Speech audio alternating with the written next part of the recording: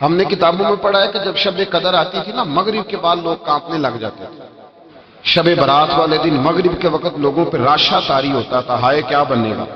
لوگ معافیاں مانگتے تھے اور سٹائل یہ ہوتا تھا کہ دروازوں پہ دستک دیتے تھے، جا کے دستک دیتے تھے، کہتے تھے یار میرا کوئی انداز تمہیں کہیں برا تو نہیں لگ گیا، کوئی بات تو نہیں میری تم تک پہنچی، مجھے معاف کر دینا، آج شب قدر کی رات ہے۔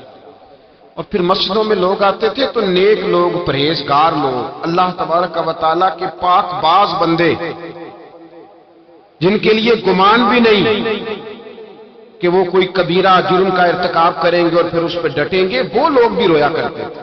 میں اور آپ بڑے مست ہو گئے، رسم سی محسوس ہوتی ہے اب ہر محفل، ہر مجلس، محسوس ایسے ہوتا ہے کہ جیسے وہ ذوق، وہ تڑپ، وہ شوق جس آدمی کے فرائض بھی میری طرح پورے نہیں، نمازیں بھی پوری نہیں، اس نے بھی سیدھی جیب کے اندر جنت کا ٹکٹ ڈالا ہوا ہے، فرائض تک پورے نہیں کر پایا، نوافل سنتیں واجبات تو بعد میں آئیں گے، ٹکٹ ڈال کے پھر رہا، احساس ہی کوئی نہیں۔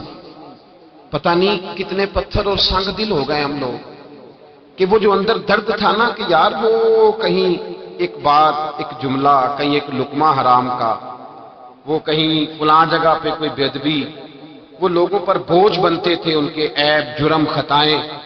ہم اتنا زیادہ بولتے ہیں کہ پتہ ہی نہیں کتنی باتیں کرتے۔ مال کہاں سے آ رہا ہے یہ سب کو پتہ ہے، پر کس طرح کا آ رہا ہے اس پر کوئی توجہ دینے کو تیار ہے۔ حضرت حسن بصری رحمۃ اللہ تعالی علیہ سونار کا کام کرتے تھے، توبہ کرنے سے پہلے ایک دکان رکھی ہوئی تھی، تو آپ فرماتے میں ذرا مہنگا سونار تھا، سب سے زیادہ بغداد کے اندر قیمتی سونا میں بناتا تھا۔ فرماتے میں جب کوئی سونے کی نئی چیز تیار کرتا تھا تو عام آدمی کے بس میں نہیں ہوتا تھا اسے خریدنا، تو میں کسی وزیر کے پاس، مشیر کے پاس، مالدار آدمی کے پاس جاتا تھا، تو کہ جو میں بناتا تھا وہ ہر آدمی خرید نہیں پاتا تھا۔ مصر کے بادشاہ کے بارے میں مجھے پتا چلا کہ وہ سونے کا بڑا شوقین ہے، اپنے گھر والوں کے لیے، اپنے لیے، دیگر لوگوں کے لیے، حالانکہ مرد کے لیے جائز نہیں، وہ بہت ساری چیزیں سونے کی خریدتا ہے، لیتا ہے، رکھتا ہے، مجھے پتا چلا۔ فرماتے ہیں کہ میں نے اس کے وزیر سے ٹائم لیا، کہا کہ یار میں نے ایک سونے کی چیز بنائی ہے تو عام آدمی تو خرید نہیں سکتا، تو بادشاہ سے وقت لے کے دو۔ وزیر کو میں نے تحفے تحائف بھی دیے، جو طریقہ ہوتا ہے، اس کو کہا میری ملاقات کرا، تو کہنے لگا میں تیری ملاقات ضرور کرا دیتا پر آج نہیں ملاقات ہو سکتی، آج تو بادشاہ اپنے پچھلے گاؤں گیا ہوا ہے۔ تو میں نے کہا وہاں ملاقات کرا دو، اس لیے کہ جو سونا میں لے کے آیا ہوں بڑا قیمتی ہے، واپس لے جاؤں گا تو رستے میں ڈاکوؤں کا خطرہ ہے۔ مجھے کہنے لگا ٹھیک ہے میں کرا دیتا ہوں۔ حضرت حسن بصری فرماتے ہیں وہ میرے ساتھ چلا تو میں بادشاہ کے گاؤں تک پہنچ گیا۔ میں نے کچھ عجیب سا منظر دیکھا گاؤں میں پہنچ کر، ایک قبر ہے، قبر پر خیمہ لگا ہے۔ وزیر مجھے کہنے لگا یہاں بیٹھ جاؤ اور انتظار کرو، یہاں ایک رسم ہونے لگی ہے، جب اس سے فارغ ہو جائے گا بادشاہ تو میں تمہاری ملاقات کراؤں گا۔ فرماتے میں بیٹھ گیا تو میں نے ایک انوکھی سی رسم دیکھی، جو بڑے بڑے علماء تھے نا شہر کے، سب سے پہلے وہ آئے، بڑے چوٹی کے علماء، فقیہ لوگ، علم و فن پر جنہیں اللہ تبارک و تعالیٰ نے دسترس عطا فرمائی تھی، بڑے، میں جانتا تھا مصر کے علماء کو، کہتا وہ آئے اور قبر کے قریب ایک چکر انہوں نے لگایا اور وہ بیٹھ گئے۔ عجیب رسم دیکھی میں۔ حضرت خواجہ حسن بصری رحمۃ اللہ تعالی علیہ فرماتے ہیں تھوڑی دیر گزری تو میں نے صوفیاء کو دیکھا، جو اللہ اللہ سکھانے والے لوگ تھے، درویش لوگ تھے، ان کی جماعت آئی، قبر کا چکر لگایا، بیٹھ گئی۔ تھوڑی دیر گزری تو ادیب، شعراء، کلام لکھنے والے لوگ آئے، ایک چکر لگایا تو بیٹھ گئے۔ پھر تھوڑی دیر گزری تو فرماتے ہیں کہ سپہ سالار، جرنیل قسم کے لوگ آئے، ہاتھ میں چھڑیاں ہیں، اسلحہ زیب تن کیا ہوا ہے، تلواریں، نیزے پہنے ہوئے، ایک چکر لگایا، بیٹھ گئے۔ پھر میں نے دیکھا کہ ڈاکٹر، حکیم، طبیب آئے، بڑے بڑے نسخے ہاتھوں میں، قبر کے قریب ایک چکر لگایا تو بیٹھ گئے۔ پھر میں نے دیکھا حسین و جمیل عورتیں آئیں، ایک چکر قبر کا لگایا تو بیٹھ گئیں۔ خواجہ حسن بصری فرماتے ہیں اچانک میری نظر چندھیا گئی، میں تڑپ اٹھا جب میں نے دیکھا کہ بادشاہ نے اپنے سر سے تاج اتارا اور اپنے ہاتھ پہ رکھا۔ پھر بادشاہ قبر کے قریب گیا تو چیخے مار کے رویا، اس درد سے رویا کہ دو آدمی پکڑ کے خیمے میں لٹاتے ہیں، فرماتے ہیں مجھے وہ میں جو کاروبار گیا تھا وہ مجھے بھول گیا۔ میں نے وزیر سے پوچھا کہ یہ کیا ماجرا ہے، میں نے اس طرح کا انداز کہیں دیکھا نہیں، کیا رسم ہے؟ تو وزیر کہنے لگا بات دراصل یہ ہے کہ بادشاہ پورے ملک کا، مصر کا حکمران ہے، اس کا ایک ہی بیٹا تھا، درجنوں درباروں کی حاضری اور سینکڑوں صوفیاء کی دعا اور کروڑوں اور لاکھوں لوگوں کو صدقے اور خیرات دے کر دعائیں کرا کے بادشاہ نے، کبھی پوچھو اس آدمی سے جس کے ہاں اولاد کوئی نہیں، پتہ نہیں کس منت کے ساتھ ایک بیٹا خدا سے لیا۔ بیٹا پڑھنے لگا، تعلیم میں بھی لائق، گھڑ سواری میں بھی لائق، تلوار میں بھی لائق، سارے علوم فنون، وفا شعار بھی، اطاعت گزار بھی، ساری خوبیاں بچے میں پیدا ہوئی۔ پھر ایک دن بیٹا رات کی تنہائی میں رویا، اماں جی بات سننا، ابا جی دوڑ کے آئے، کہتے ہیں بیٹا رویا تو بادشاہ اور اس کی بیوی دوڑے گئے، کیا ہوا؟ کہنے لگے پیٹ میں کوئی درد ہے، یہاں کچھ تکلیف ہے۔ مصر سے لے کر بغداد اور بغداد سے لے کر پورے عرب کے حکیم آئے، سمجھ نہیں آئی کسی کو کہ بیٹے کو درد کہاں ہے۔ وہ کہتے ہیں کہ جس طرح کسی جانور کے گلے پہ چھری چلے تو وہ تڑپتا ہے، یوں وہ بچہ تڑپا، اور بادشاہ اور ملکہ کے ہاتھوں میں آرزوؤں کا مسکن کلمہ شہادت پڑھ کے انتقال کر گیا۔ کہتے ہیں بادشاہ نے یہاں بیٹا لا کے دفن کیا، سال کے بعد بادشاہ آتا ہے اور قبر کے گرد علماء چکر لگاتے ہیں تو بادشاہ کہتا ہے بیٹا اگر ساری دنیا کا علم لڑا کے تجھے بچایا جا سکتا تو میں تجھے بچا لیتا، میں تجھے بچا لیتا۔ پھر صوفیاء آتے ہیں تو بادشاہ کہتا ہے بیٹا کئی دنوں کے چلے کرا کے وظیفے پڑھا کے تو بچ سکتا تو میں تجھے بچا لیتا۔ پھر بادشاہ جرنیلوں کا ایک چکر لگوا کے کہتا ہے بیٹے اگر ساری دنیا کی طاقت لڑا کے میں تجھے بچا سکتا تو میں اپنے گھر کا چراغ کبھی بجھنے نہ دیتا۔ پھر بادشاہ کہتا ہے بیٹے دیکھ ساری دنیا کی حسین عورتیں تیری قبر کے پاس کھڑی ہیں، اگر حسن سارا ضائع کر کے تو بچ سکتا تو میں بچا لیتا۔ پھر آخر میں بادشاہ اپنے سر سے تاج اتار کے ہاتھ میں پکڑتا ہے اور قبر کے گرد گھوم کر روتا ہے، کہتا ہے بیٹا میں فقیر ہو جاتا، میں مانگ کے روٹی کھا لیتا، میں جشانیاں دے دیتا، بیٹے میں تیری خاطر حکومتیں چھوڑ دیتا، میں کسی کی مزدوری کر کے روٹی کھاتا، پر میں تجھے مرنے نہ دیتا۔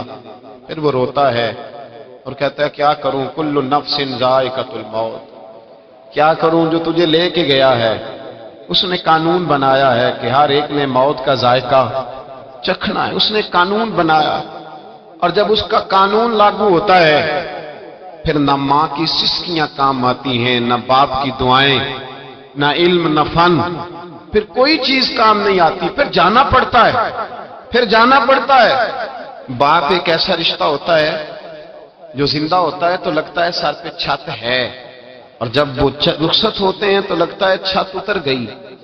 ماں میں اپنی زندگی میں یہ کہا کرتا تھا کہ لوگ آکسیجن کے بغیر بچ جاتے ہیں، ماں کے بغیر نہیں بچتے۔ میرا تجربہ یہ تھا کہ شاید 5 سال روٹی کھانے کو نہ ملے تو زندگی ہے، پر اگر اماں گھر میں نہ ہو تو زندگی نہیں ہوتی۔ پھر مجھے میرے استاد نے کہا کہ بیٹا میرا دل کرتا ہے کہ آپ اپنی اماں کا جنازہ خود پڑھائیں۔ 2-3 دفعہ ہمت کر کے میں بڑا مصلی پہ کھڑا ہونے کے لیے، لیکن پھر میں لوٹ کے آ گیا۔ میں نے کہا میں نے بڑے جنازے پڑھے اور پڑھائے ہیں زندگی میں، یہ میرے لیے وزنی ہے، میرے لیے مشکل۔ ہم نے خود نہیں ساری ہستیاں اٹھائی، ہم خود چھوڑ کے نہیں آئے، چھوڑ کے نہیں آئے، سہ سہ جوڑ سنگت دے ڈٹھے، آخر وتھاں پیاں او جنہاں باج ایک پل نہیں سا جیندے، پھر شکلاں یاد نہ رہیاں۔ حضرت فاطمہ الزہرا رضی اللہ تعالیٰ عنہ گھر میں بیٹھی رو رہی تھی، تو مولا علی شیر خدا آئے، کہا فاطمہ تو روتی کیوں ہے، بس کر دے۔ تو کہنے لگی علی مجھے سچ بتا تیری ہمت کیسے ہوئی مصطفیٰ کریم کی قبر پر مٹی ڈالنے کی، کس طرح ہمت ہوئی؟ صحابہ نے وہ جرتیں کہاں سے اکٹھی کی کہ حضور کی قبر انور حضور کو دفن کیا، نبی پاک کو۔ حضرت علی رضی اللہ تعالیٰ عنہ دلیر آدمی تھے پر پھوٹ کر روئے، کہنے لگے فاطمہ تجھے کیا بتائیں، ہاتھ کامتے تھے، روحیں لرزتی تھی، پر رسول کے قانون کی پابندی کرنا ہماری ڈیوٹی تھی، ڈیوٹی تھی ہم۔ میرے عزیز مجھے بتلائیے، آج شب قدر ہے، ہر بندہ کہتا ہے پتہ نہیں کب مر جانا ہے، کب جانا ہے۔ آج شام شب قدر تھی، میں نے کچھ سنگیوں سے کہا کہ سارے سوئیں گے تم نہ سونا، آج تمہارے لیے قانون مختلف ہے، تم نے صفائی کرنی ہے، مسجد کی بندوبست کرنے ہیں، لوگوں نے آنا ہے، ایک رات کا انتظام کرنا ہے، اس کی تیاری ہو رہی ہے۔ کبھی قبر والے کے سرانے جا کے پوچھو تو صحیح کہ تو کتنے عرصے سے اس قبر میں، پوچھو تو صحیح۔ اور درجنوں اور بیسیوں قبریں ایسی ہیں، بیسیوں قبریں جن پر جا کے کھڑو ہو تو پتہ لگتا ہے کہ مدتیں بیت گئیں، کوئی فاتحہ پڑھنے نہیں آیا، مدتیں گزر گئیں، کوئی فاتحہ پڑھ، شہر خاموشاں جن کو پالا پوسا تھا ان کا بھی اب وقت نہیں نکلتا۔ او میرے بھائی تیری تیاری ہے، وقت قریب ہے، بچے، بیوی، ماں باپ، رشتہ دار، بہن بھائی، ان کے ساتھ تیرا جو تعلق ہے وہ ٹوٹنے کے لیے بنا ہے، تمہیں جانا ہے، تجھے یہاں سے اٹھنا ہے اور اپنا اپنا حساب اکیلے دینا ہے، اپنا اپنا، ہتھی بکی مٹی پاندے، ہاتھ نہیں لاندے ڈرتے۔ میں نے ایک بیٹے سے کہا کہ اپنے ابا جی کو خود غسل دو، یہ حق ہے، تو کہنے لگے مجھے ڈر آتا ہے، میت سے ڈر آتا ہے، ہتھی بکی مٹی پاؤندے تے ہاتھ نہیں لاندے ڈردے، جنہ لی تو پاپ کمائے 10 کتھے نہیں ہو تیرے کر دے، لانا بیڑے کو جس کے نام جائیداد کر کے آیا ہے، بیٹیوں کا حق چھین کے، بہنوں کا حق چھین کے، دوستوں کا حق چھین کے، زکاتیں چھوڑ کے جو دیا اس کو کہہ تیری جگہ پہ حساب دے آ کر قبر میں کھڑا۔ اللہ قرآن مجید میں فرماتا ہے سورہ ابراہیم کے اندر کہ لوگ کہیں گے کہ ہمارا مال لے کے ہمیں چھوڑ دیا جائے، ہماری جائیدادیں لے کے ہمیں چھوڑ دیا جائے، پر عرش کا مالک کہے گا نہیں، یہاں وہ سودا نہیں چلتا، حساب دے، بتا۔ یہ نہیں پتا تھا مرنا ہے، یہ خبر نہیں تھی قبر میں جانا ہے؟ جس مکان میں رہتے ہو نا کبھی پوچھو وہاں پہلے کون کون رہتا تھا، پتا کرو، معلومات کرو کون رہتا تھا، ٹٹول کر قرید کر دیکھو کتنی لوگ گزر گئے۔ اللہ فرماتا ہے تو آ مجھ سے معافی مانگ، میں تجھے موقع دیتا ہوں، تیری موت کا وقت قریب ہے، آ جا بار بار مانگ۔ کہتا میں نے گناہ ہی نہیں کیا تو میں کاہے کی معافی مانگوں؟ میرے مصطفیٰ کریم علیہ السلام نے فرمایا میں ایک دن میں 100 مرتبہ معافی مانگتا ہوں۔ حضور معاذ اللہ گناہ کرتے تھے جو معافی مانگتے تھے، ڈٹ کے کھڑا ہے، اس کو ندامت کا آنسو کبھی نہیں آیا، اس کو اپنے گناہ پر رونا کبھی نہیں آیا، اس کو کبھی یہ احساس ہی نہیں ہوا کہ میرے اندر کوتاہیاں ہیں، اسے کبھی میرے اعلیٰ حضرت رحمت اللہ علیہ ایک بندے کے قریب سے گزرے تو رو رہا تھا، فرمایا کیا ہوا؟ کہا حضور میرے کچھ پیسے ضائع ہو گئے۔ فرمایا چھوڑ، کس پہ رو رہا ہے؟ دنیا داری پہ؟ کہا حضور پھر کس بات پہ روؤں؟ فرمایا رویا کر کہ تیری نمازیں پوری نہیں، رویا کر کے تیرے باپ مرشد اور استاد تجھ سے پورے راضی نہیں، رویا کر اس بات پر کہ تو حقوق پورے نہیں ادا کر پایا، رویا کر کے جو تیرا منصب تھا تو اس کا حق نہیں ادا کر سکا۔ وہ کہنے لگا حضور میں کوشش کرتا ہوں، مجھے اس بات پہ رونا آتا ہی نہیں۔ تو آپ فرمانے لگے چل پھر اسی پہ رو لے کہ تجھے اللہ کی بارگاہ میں رونا ہی نہیں آتا، اس پہ رو۔ یہ تھوڑی رونے کی بات ہے کہ چھوٹی سی دنیا داری کے لیے تو تڑپ اٹھتا ہے، سسکتا ہے، آہیں بھرتا ہے۔ اور تجھے اس مالک کے لیے رونا ہے، پھر اس پہ رو لے، یہ بھی تو مقام رونا ہے، رو اپنی سعادت پہ، یہ خیال ہی نہیں کبھی آیا۔ تو پھوٹ پھوٹ کے روتا ہے دنیا داری کے لیے، مال و دولت کے لیے، جاہ و منصب کے لیے، اس پہ رویا کر کہ تجھے یہ خیال ہی نہیں کہ میں نے جانا ہے میرے مصطفیٰ کریم سید عالم نور مجسم صلی اللہ تعالی علیہ وآلہ وسلم نے جو حسن، جو رنگ، جو انداز اپنے غلاموں کو دیا تھا، اس انداز کو سمجھیں۔ حضرت عمر فاروق رضی اللہ تعالیٰ عنہ آپ تشریف فرما تھے، مولا علی شیر خدا تشریف فرما تھے، حضرت ابو ہریرہ تشریف فرما تھے، تو حضرت ابو بکر صدیق کا دور خلافت تھا۔ جناب ابو بکر صدیق رضی اللہ تعالیٰ عنہ نے کہا پانی تو لانا، پیاس لگی ہے، پانی تو لانا۔ تو خلیفہ تھے، امیر تھے، ذاتی طور پہ بڑے مالدار تھے، ایک ساتھ ٹھنڈا دودھ لے کے آئے، کہا حضور دل کرتا ہے اب دودھ پی لے پانی کی جگہ۔ حضرت ابو بکر صدیق نے دودھ پکڑا، منہ کے قریب کیا تو آنکھوں سے آنسو برس پڑے، تڑپ اٹھے، روئے۔ حضور کیا ہوا؟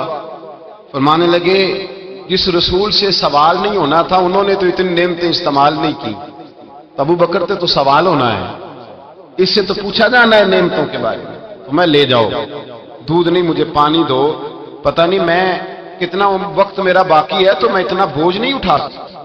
احساس تھا یار چلو کبھی کبھی صحیح یہ احساس پیدا تو ہونا چاہیے نا کہ میں سویرے سے لے کر شام تک جب میں سوتا ہوں تو سوچ کے، جب بندہ سوتا ہے تو کوئی سوچ ہوتی ہے اس کے ذہن میں، کچھ نہ کچھ سوچ رہا ہوتا ہے۔ مجھے بھی پتا ہے میں سوتے ہوئے کیا سوچتا ہوں، آپ کو بھی پتا ہے، اور جب سویرے پہلی دفعہ آنکھ کھلتی ہے تو پھر بھی کچھ سوچ ہوتی ہے بندے کے ذہن میں۔ مجھے بھی پتا ہے میں جب اٹھتا ہوں تو سوچ کیا ہوتی ہے، تو آپ کو بھی پتا ہے۔ حضرت امام اعظم ابو حنیفہ رحمۃ اللہ تعالی علیہ فرمایا کرتے تھے کہ جب سونے لگو تو یہ سوچ کے سویا کرو کہ پتہ نہیں اٹھنا ہے کہ نہیں، کلمہ پڑھ کے، توبہ کر کے، ایمان کی تجدید کر کے، اور اللہ کی بارگاہ میں عرض کر کے میں نہ اٹھا تو میرا حساب آسان کرنا، معافی مانگ کے سویا کرو۔ اور جب سو کے اٹھو تو یہ سوچا کرو کہ اس نے مہربانی کی ہے، مجھے ایک موقع اور دیا ہے زندہ رہنے کا۔ نیند موت کی بہن ہے، اللہم باسمک اموت واحیا۔ حضور نے فرمایا جب سونے لگو تو کہا کرو کہ اے اللہ میں تیرے نام پہ زندہ ہوتا ہوں اور تیرے نام پہ مرتا ہوں۔ نیند موت ہے، اسی طرح ایک دن سو جاؤ گے، پکے سو جاؤ گے۔ بھائیو شب قدر ہے، یہ تو معافی مانگنے کی رات ہے، پر میں تو اب یہ سوال پوچھتا ہوں کہ گناہگار ہی کوئی نہیں تو معافی کون مانگے گا؟ ہم نے تو اپنی زندگی پر بہانوں کا، ہیلوں کا، جھوٹ کا، ملمہ سازی کا ایسا ورق چڑھایا ہے چاندی کا کہ ہم تو سارے نیکوکار پرہیزگار لوگ ہیں، اللہ ماشاء اللہ۔ احساس ہی نہیں ہے، تو جس بندے کو یہ احساس ہی نہیں کہ مجھ سے گناہ ہوا ہے، معافی کس چیز کی مانگے گا؟ تو پیغام یہ ہے کہ پہلے تو یہ احساس پیدا کریں کہ کچھ کوتاہیاں ہیں، اور جب یہ احساس پیدا ہو تو پھر یہ سمجھ لیں کہ حساب اپنا اپنا دینا ہے، اور جب حساب اپنا اپنا دینا ہے تو پھر یہ بھی سمجھ لیں کہ موت کے وقت کا ہمیں پتہ نہیں، تو اس کا معنی یہ نہیں کہ موت کا وقت مقرر نہیں، وہ اپنے وقت پہ بہرحال وہ آ جائے گی، آئے گی اور لے جائے گی۔ اور باقی جہاں تک تعلق اس بات کا ہے کہ واعظ ہے، نصیحت ہے، گفتگو ہے، وہ ہم روز سنتے ہیں، سنانے والے بھی روز سناتے ہیں، بلکہ اب تو ایک اور بات بھی ہمیں کچھ عرصے سے سننے کو ملی ہے، کہتے ہیں جی کوئی نئی بات سنائیں۔ کیا کریں؟ کہاں سے نئی بات سنائیں؟ قرآن بھی پرانا، حدیث بھی پرانی، نئی بات کوئی نئی بات نہیں، کوئی نئی بات نہیں انہوں نے سنائی۔ تو بھائی سوال یہ ہے کہ آپ یہ بتائیں کہ پرانی پہ عمل ہو گیا ہے؟ اگر پرانی پہ عمل ہو گیا ہے تو پھر نہیں سنا دیتے ہیں۔ صحابہ کرام فرماتے ہیں ہم جو کوئی آیت سنتے تھے نا تو گھر جا کے اس پہ عمل شروع کرتے تھے، پھر نہیں سنتے تھے۔ اب تقریریں اور واضح جب ہم کہتے ہیں نا نئی بات سنائیں تو اس کا مطلب یہ ہوتا ہے کہ ہم سرور لینا چاہ رہے ہیں، کان کا ذائقہ لینا چاہ رہے ہیں۔ عمل کرنے کے لیے نا نبی پاک صلی اللہ علیہ وسلم سے کسی نے کہا تھا حضور میں نصیحت حاصل کرنا چاہتا ہوں تو کچھ بتائیں، تو میرے محبوب علیہ السلام نے فرمایا نصیحت حاصل کرنے کے لیے موت کا لفظ ہی کافی ہے۔ موت کا لفظ داؤد تائی کے پاس ہارون رشید نے جا کے پوچھا تھا کہ حضرت کوئی نصیحت کریں، تو فرمانے لگے تیرا باپ کہاں رہتا ہے؟ تو ہارون رشید کہنے لگے بغداد کے قبرستان میں۔ تو کہا تیری اماں کا وہیں ہے، بیوی بچے کا جو رخصت ہو گئے بہن بھائی وہ بھی سارے وہی ہیں۔ تو فرمانے لگے تو نے اتنے جنازے پڑھے ہیں، اتنے لوگ اٹھائے ہیں، میں تجھے کیا نصیحت کروں، میں تجھے کیا نصیحت کروں؟ میرے بھائی اپنے اوپر اس احساس کو طاری کریں، اس احساس کو۔ ہمارے زمانے میں ہمارا یہ مزاج ہو گیا ہے کہ ہم نے دوسروں کی اصلاح کا بیڑا اٹھا لیا، ہم لوگوں کی اصلاح کرنے نکل کھڑے ہو، ہر آدمی سامنے والے سے نقص نکال کے اپنی خوبیاں بیان کر رہا ہے اور کہہ رہا ہے کہ سامنے والا سیاںا ہو جائے۔ بلکہ میں یہ کہا کرتا ہوں کہ اب لوگوں کو اپنی دنیا کی اور دوسروں کے دین کی بڑی فکر ہے۔ دوسروں کو لوگ پیغام دیتے ہیں کچھ رعایت کر جا، مرنا بھی ہے، قبر میں بھی جانا ہے، تو بھائی تو بھی کچھ تھوڑا سا سیاںا ہو جا، تو نے بھی مرنا ہے۔ اب دوسروں کو قرآن و حدیث رہ گیا ہے اپنے نفع کے لیے استعمال کرنے کو، کہ کسی کو جب قائل کرنا ہو تو اس کو کہا کہ ایک صاحب نے کہا مجھ سے ایک دفعہ کہ مسجد کھل جائے گی، میں نے کہا کیا ہوا؟ کہنے لگے قسم ایک ہے اس کے لیے مسجد آنا ہے۔ تو میں نے کہا اس کام کے لیے مسجد نہیں کھولتے، مسجدیں تو نماز پڑھنے کے لیے ہیں کہ ہمارے ذاتی فیصلے دنیا داری کے قسمیں اٹھانے کے لیے؟ یا تو دین نافذ کرو نا، تو پھر دین کے مطابق فیصلہ کر لو۔ مسجدیں اس لیے رہ گئی ہیں کہ چلو چل مسجد بڑ مسیتیں دے صاحب، اس کام کے لیے مسجد ہے۔ احساس پیدا کریں، یہ خیال پیدا کریں کہ دنیا سے جانا ہے، اپنے تصورات کو سمیٹیں یار۔ یہ جو ہمیں ٹینشن ہے نا کہ یہ بھی نیک نہیں، یہ بھی نیک نہیں، وہ بھی نیک نہیں، تو چلو میں بھی نہیں، تو اس نے اپنا حساب دینا، اس نے اپنا اور اس نے اپنا اور میں نے اپنا۔ ابھی سارے خراب ہیں تو میں کیسے صحیح ہو جاؤں؟ تو میرا بھائی کوئی پتہ نہیں سارے 100 سال جیئیں اور تو اگلے سال بھی زندہ نہ رہے۔ اپنی فکر کریں، اپنے اوپر جدوجہد کریں۔ دوسرے کو تبلیغ کرنا واجبات دین میں سے ہے، لیکن پہلے عمل کرنا فرائض میں سے ہے۔ اپنی طبیعتوں کو، روحوں کو بیدار کریں، اللہ کی بارگاہ میں التجا کریں۔ میرے اعلیٰ حضرت فرماتے ہیں اگر تجھے گناہوں کا احساس نہیں تو یہ بھی ایک گناہ ہے۔ اگر تو اپنی غلطی کو غلطی نہیں مانتا پھر تو سب سے بڑا مجرم ہے۔ اپنی کوتاہیاں اپنی آنکھوں کے سامنے رکھیں۔ آج شب قدر ہے، اتنی فضیلت بیان کی میرے نبی پاک صلی اللہ علیہ وسلم کہ حضور علیہ السلام نے فرمایا کہ اللہ پاک اس رات نزول دنیا پر اجلال فرماتا ہے پہلے آسمان پر، اور کہتا ہے آج جو بھی بخشش مانگے گا میں اسے بخش دوں گا، جو بخشش مانگے گا میں اسے۔ یا اللہ تو بغیر مانگنے سے بخش دے، اسے نہیں پتا بخشش مانگنی ہے، پر اللہ کہتا ہے تو مانگ مجھ سے، تو بخشش ایسے میں بخشوں گا۔ اس نے قانون بنا دیا ہے، وہ کہتے ہیں نہیں نہیں کوئی نہیں بخش دے گا۔ وہ کہتا ہے تو مجھ سے مانگ، پہلے آ کے سوال کر، تو سوال کرے گا تو میں تجھے بخشوں گا۔ تو بخشش مانگنے سے اللہ معاف کرتا ہے۔ ایک بات یہ ذہن میں رکھیں کہ بخشش مانگنی۔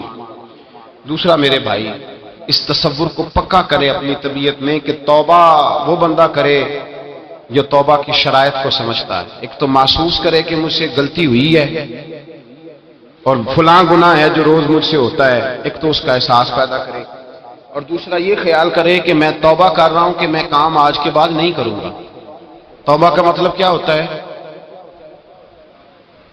کام میں آج کے بعد، بولیے، یہ کوئی مطلب نہیں کہ ایک بندہ کہے آج میں نے رونا جی مسجد جا کے ساری رات رونا ہے، تو سویرے کیا کرنا ہے؟ بدلنا ہے کہ نہیں؟ کہتا ہے نہیں میں نے اسی طرح سے کم ناپنا ہے، کم تولنا ہے، جھوٹ بولنا ہے، بدی کرنی ہے، دھوکہ کرنا ہے۔ یہ توبہ نہیں ہے، یہ اس نے رسم ادا کی ہے۔